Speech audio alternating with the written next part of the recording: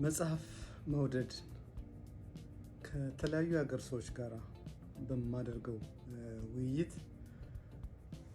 በተለይ አሜሪካዎች መጽሐፍ ሲወዱ እንዴት አድርጌ ነፍሳቸው ማለት ይቻላል። እኛ አሁን ሄደን ስንዝናና ቢራ መጠጣት፣ ቁርጥ መብላት ምናምን እንደምንወደው ከዛም በላይ ናቸው። መጽሐፍ ርዕሱን ብቻ በማየት ገና ሳያነቡት ስለዛ የሆነ ነገር ይገምታሉ፣ ኤክስፔክቴሽናቸውን ያስቀምጣሉ።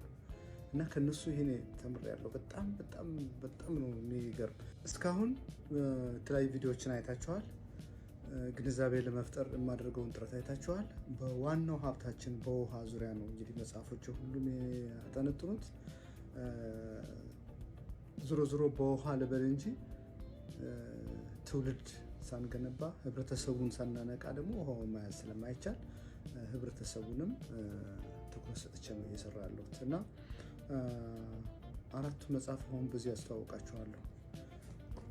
የሚወድቅ ውሃ፣ ይህ አሁን ከዳመና ጀምሮ ወደ ታች የሚወድቀው ውሃ ነው። እንግዲህ ስለ ሀገሪቱ አጠቃላይ የውሃ ሀብት ዋናው መገኛውን የመጀመሪያውን የሚያጠነጥን ሲሆን ለልጆች እንዲረዱት ውሃን ከዳመና ወደ መሬት በምን ምክንያት መጣች፣ ያንን ሲረዱት በኋላ ለሀብቱ ያላቸው ግንዛቤና ጥረት ከፍተኛ እንዲሆን ያደርጋል።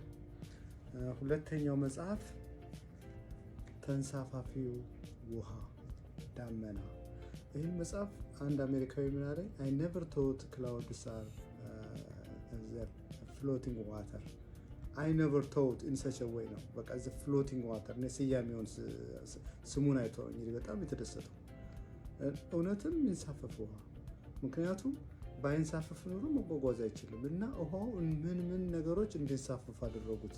ይህ መጽሐፍ ለልጆች በሚገባቸው መንገድ ያስረዳል።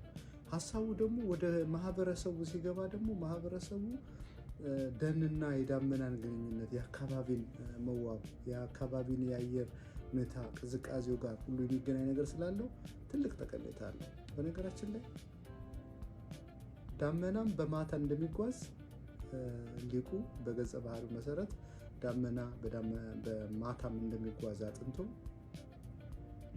ይህ ጉዳይ ምንድን ነው እንግዲህ ምድራችን እረፍት የላትም፣ ቀን ማታ ትሰራልናለች ማለት ነው እና በጣም ብዙ ነገሮች ጋር እየተገናኙ ይሄዳሉ።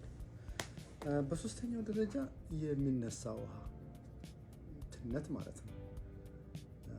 ይህም ደግሞ ቀላል ነገር አይደለም። ይህን ማስረዳት ማለት መሬት እንዳይደርቅ፣ ተክሎች ከፍተኛ ምርት እንዲሰጡ፣ በተለይ አርሶ አደሩ የግጦሽ መሬት እንዲያስፋፋ፣ ደን እንዲያስፋፋ፣ ኮምፖስት እንዲጠቀም እና የበለጠ ውጤታማ እንዲሆን ያደርጋል። እንደገና ይህ ቴክኒክ ደግሞ ሌላ ተጨማሪ ቤኔፊት አለው፣ በብዙ ሰዎች የማይታወቁት በሞዴል ክልል አርሶ አደሮች ማሳያቸው ማለት ነው። ከዚህ ሳይክል ውስጥ እንግዲህ መጨረሻው ኢንቪዚብል ዋተር፣ ይሄ ገና በአማርኛ አልተተረጎመም። ያው ጊዜ ሳገኝ ተረጉመዋለሁ። ከተነነ በኋላ ዳመና እስኪሰራ ድረስ ልክ የሚወድቀውን ያክል ውሃ በአይናችን ሳይታይ ወደ ዳመና ይጓጓዛል። ያ ኢንቪዚብል ዋተር የማይታይ ውሃ ያልኩት ለዛ ነው።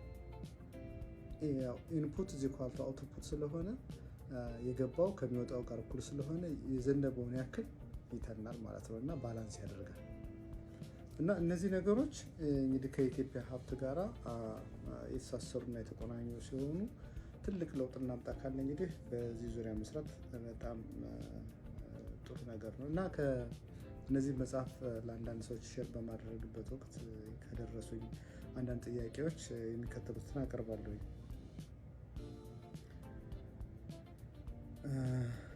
የምሰራው ስራ ከብዙ ነገሮች የሚተሳሰር የሀገርን ኢኮኖሚ መሰረት የሚገነባ ሲሆን የምድርን ንድፍም እነዚህ መጽሐፎች አስገኝተዋል። ያው ደጋግሜ ተናግሬዋለሁ እና አንዳንድ ሰዎች ምን ይሉኛል፣ ህዝቡ ምን ይልሃል፣ ዲያስፖራውስ ምን ይልሃል? ምክንያቱም ይህ እኮ የሀገር ኢኮኖሚ ነው። እዚህ ላይ ብትሰሩ እኮ ኢትዮጵያ በረሃብ ልትጎዳ አትችልም። እውነታቸው ነው እና መንግስትስ ያለው ትኩረት እንዴት ነው በዚህ ዙሪያ ያውቃል ወይ? እንደዚህ አይነት ጥያቄዎች ሁሉ ደርሰውኛል። ምን አነሳሳህ የሚለው ግን በጣም ብዙዎች ናቸው የሚጠይቁ። ምን በስደት ነው ያለው እዚሁ ስለ ኢትዮጵያ ትጽፋለህ እና ምን አነሳሳህ የሚል ነገር አለ። ይህም ደግሞ ብዙዎች ይጠይቁኛል። በተለይ አሜሪካዎች ባክግራውንድ አንድ ነገር ሰርቻለሁ ስትል ባክግራውንድ መጠየቅ በጣም ይፈልጋሉ። እና አሁን እኔ እንግዲህ እንደ ግለሰብ ግን የኢትዮጵያ አምባሳደር ሆኛለሁ ማለት ነው። በግለሰብ የኢትዮጵያ አምባሳደር እና ስለ ኢትዮጵያ አስተዋውቃለሁ። የሚሰራው ስራ ደግሞ ብዙ አሜሪካዎች አሁን ከአበሻዎች ይልቅ አሜሪካዎች ያውቁኛል ብል አልሳሳትም።